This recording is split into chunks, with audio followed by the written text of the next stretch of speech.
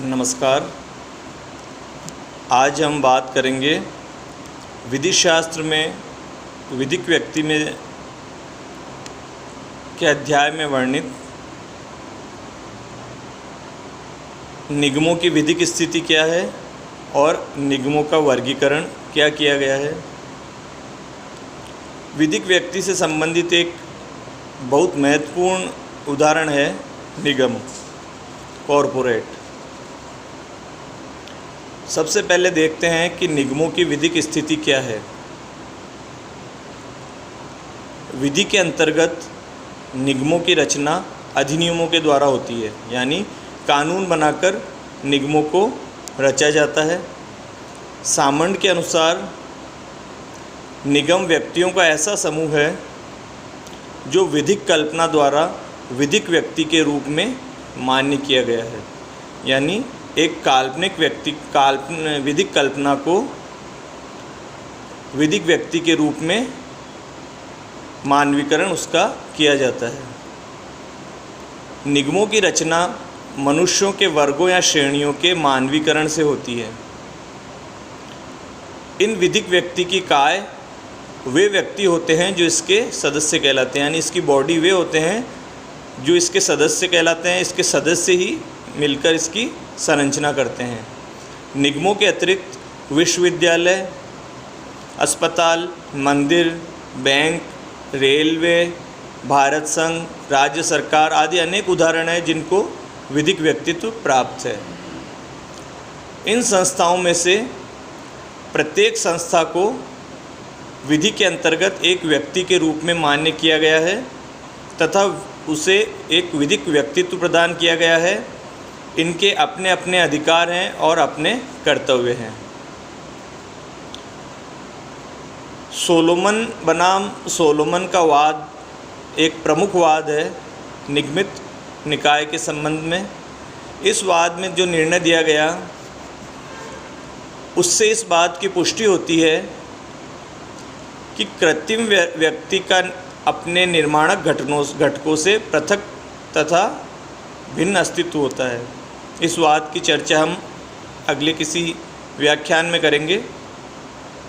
तो इस वाद में यह निर्णय दिया गया कि कृत्रिम व्यक्ति यानी निगम का जो अस्तित्व है वो उसके घटकों यानी जो मनुष्य से वो मिलकर बना है उनसे पृथक और अलग अस्तित्व होता है।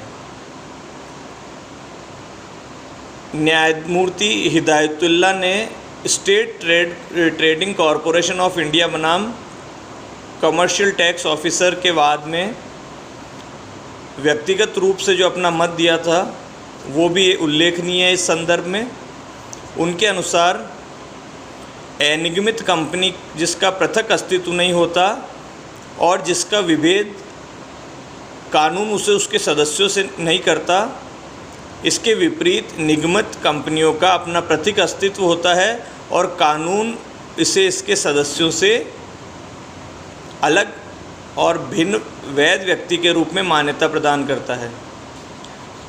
निगमों पर न्यायाधीशीय प्रभाव कपोत कल्पना नहीं है बल्कि वास्तविकता है। इस प्रकार कहने का अभिप्राय है कि निगमित व्यक्तित्व एक वास्तविकता है, न कि कोई भ्रांति या विधि का कोई बनावटी अर्थान्वयन। यह नवीन निकाय के क्षण से अस्तित्व में आता है और उस तिथि से मेमोरेंडम ऑफ एसोसिएशन से संबंधित रखने वाले व्यक्ति या सदस्य के रूप में सम्मिलित होने वाले व्यक्ति एक निकाय की बॉडी के रूप में जाने जाते हैं। इस प्रकार निगम विधि द्वारा सृजित और अनेक प्रकार के गुणों से निहित विधिक व्यक्तियों की एक ऐसी किस्म है जिससे विधि द्वारा स्वीकृत कुछ प्रयोजनों के लिए विधिक व्यक्तित्व प्रदान किया गया है ताकि उन प्रयोजनों की पूर्ति की जा सके। उन प्रयोजनों के लिए किसी निगम या कंपनी का अपना विधिक अस्तित्व होता है।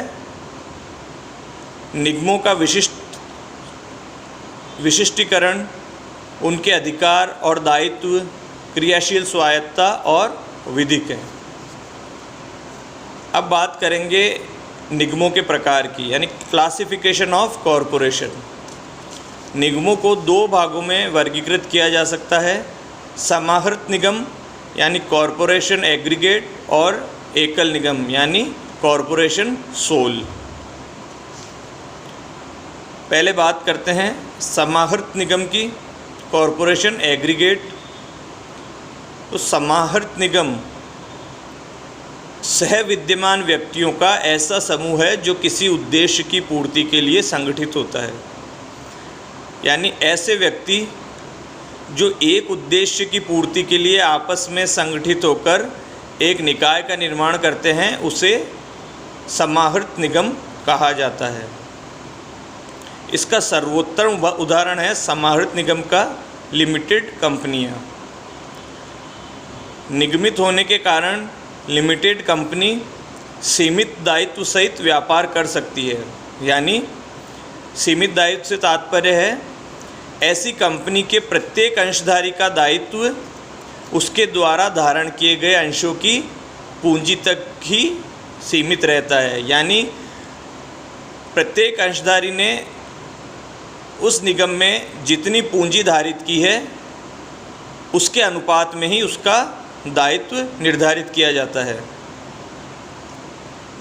समाहृत निगम का प्रमुख लक्षण है कि कुछ प्रयोजनों के लिए यह अपने सदस्यों से पृथक अस्तित्व रखता है। उदाहरण के लिए निगमित कंपनी की आस्तियां यानी एसेट्स और संपत्ति पर उसका स्वयं का अधिकार होता है। अंशधारियों का अधिकार केवल लाभांश पर है, न कि कंपनी की संपत्ति या आस्तियों पर। ये ध्यान देने योग्य बात है कि जो अंशधारी मिलकर समाहृत निगम का निर्माण करते हैं वो केवल लाभांश ही प्राप्त करते हैं, कंपनी की संपत्ति पर और आस्तियों पर उनका कोई अधिकार नहीं होता है। यही कारण है कि कंपनी अगर दिवालिया भी हो जाए तो भी उसके अंशधारी उससे प्रभावित नहीं होते, वो वैभव संपन्न रह सकते हैं।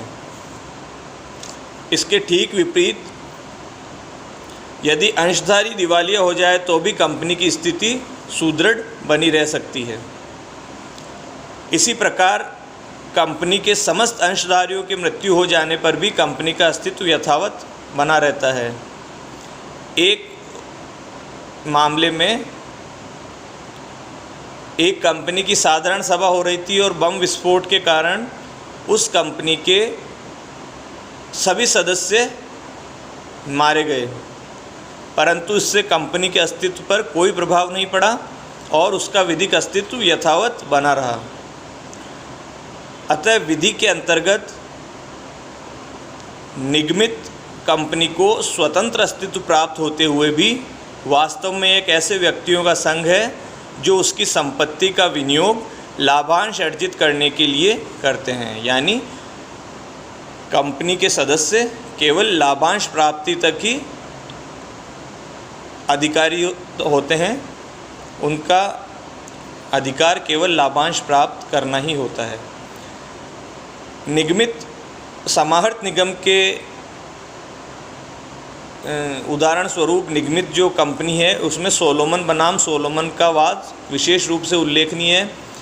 इस वाद में यह विनिश्चित किया गया था कि कंपनी के निगमन के संबंध में विचार करते समय उसके विधिक व्यक्तित्व से उद्भावित कर्तव्यों और दायित्वों पर ही विचार किया जाना चाहिए, न कि उसके पीछे कार्यरत वास्तविक व्यक्तियों की कार्यवाहियों पर।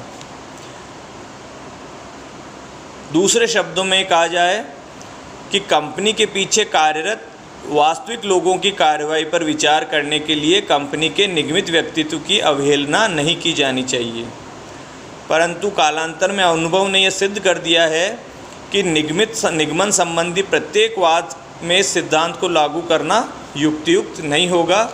कुछ परिस्थितियों में निगमित कंपनी के पीछे कार्यरत वास्तविक व्यक्ति की कार्रवाइयों पर विचार करना नितांत आवश्यक हो जाता है। विधिक भाषा में इसे निगमन से पर्दे को हटाना कहते हैं।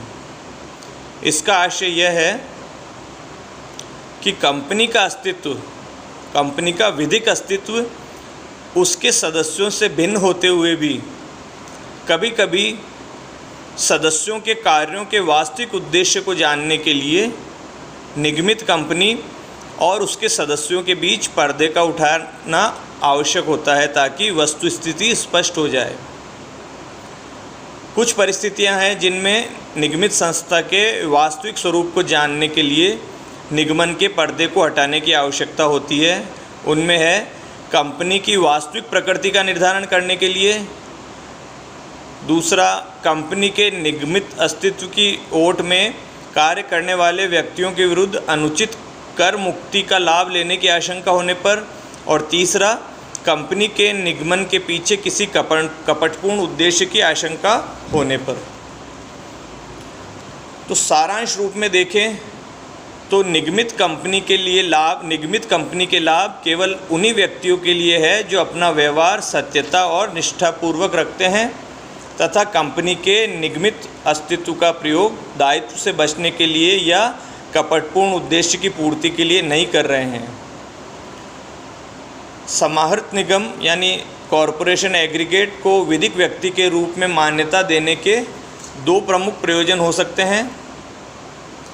पहला तो यह है कि सह स्वामित्व संबंधी कठिनाइयों को दूर किया जा सके, और दूसरा यह कि व्यापार जगत में सीमित दायित्व की सुविधा उपलब्ध हो सके ताकि उद्योगों को प्रोत्साहन मिल सके।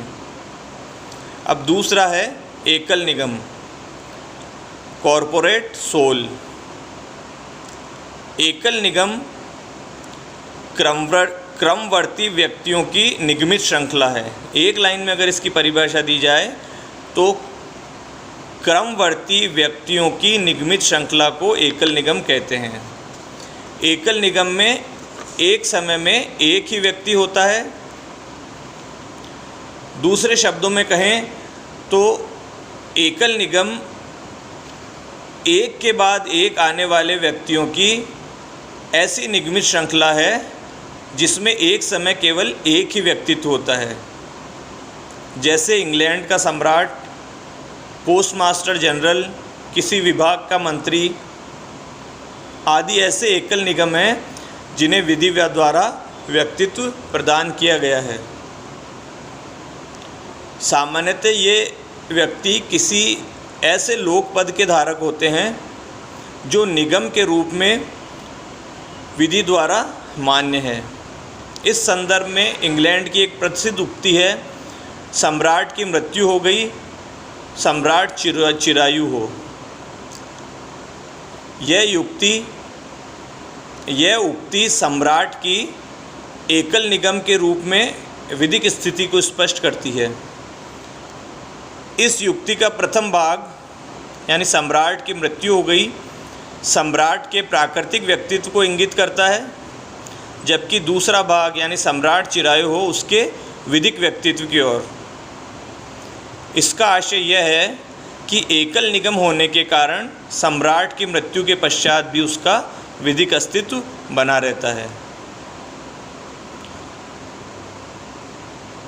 अब बात आती है कि एकल निगम का उद्देश्य क्या है। तो विधि की दृष्टि से एकल निगम का वही उद्देश्य है जो कि समाहृत निगम का है। एकल निगम में लोक पदधारी श्रृंखलाबद्ध रूप में एक के बाद एक पद को धारण करते हैं, अर्थात एक की मृत्यु के बाद वह पद तथा उससे संबंधित संपत्ति, दायित्व तथा अधिकार समाप्त नहीं होते, बल्कि वे उस पद को ग्रहण करने वाले अगले व्यक्ति में निहित हो जाते हैं। इस प्रकार एकल निगम में लोक पदधारी की मृत्यु से निगम का प्राकृतिक शरीर तो समाप्त हो जाता है, किंतु उसका विधिक व्यक्तित्व अमर रहता है, जिसका प्रतिनिधित्व उसका उत्तराधिकारी करता है। परिणामतः लोगों के हितों पर लोक पदधारी की मृत्यु का प्रतिकूल परिणाम नहीं पड़ता है। इस प्रकार निगम की विधिक स्थिति और निगम के प्रकार के बारे में आज हमने जाना। अगले व्याख्यान में जानेंगे विधि में निगमों का सिविल और आधिकारिक दायित्व क्या है। धन्यवाद। जय हिंद।